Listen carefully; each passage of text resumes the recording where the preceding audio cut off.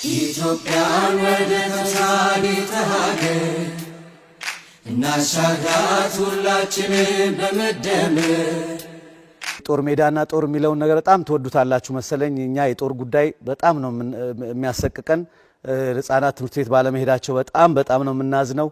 በዚህም ምክንያት ብዙ የህግ ማስከበር ስራዎች እንሰራለን። ከክቡር ጠቅላይ ሚኒስትራችን ከፓርቲያችን ፕሬዝዳንት ጀምሮ በየደረጃው ያሉ አመራሮች ሁልጊዜ የሰላምን ጥሪ ያቀርባሉ። እነኚህ የጠበንጃ ድምጾች ሳይለንስድ እንዲሆኑ በሙሉ ሁልጊዜ ጥሪ ይቀርባል። እንግዲህ እኔ ፓራዶክስ የሆነብኝ እንደ አንድ አባትም እንደንተንም ለምንድነው መምህራን የሚገሉ ሰዎችን ማታወግዙት? ትርጉሙ ደና አይደለም ይሄ። ለምንድነው እሱ በሰዎች ሁልጊዜ የምትነግዱት? የኢትዮጵያ ሰላም ነው የጠማው።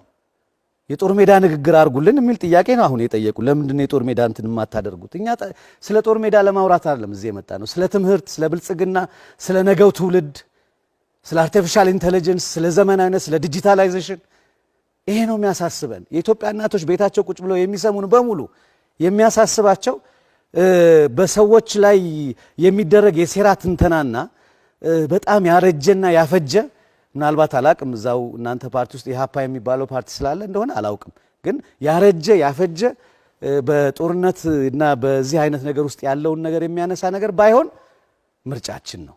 እንደ ወንድም ኢትዮጵያ ውስጥ እንደሚኖር ሰው የሚያጠፉትን በተለይ በመምህራን ላይ ችግር ያደረሱትን ትምህርት ቤት እንዳይሄዱ ሰዎች ትምህርት ቤት መዘጋት አለበት ብለው የሚናገሩትን አካላት ማውገዝ በጣም ኢምፖርታንት መስሎ ይሰማኛል።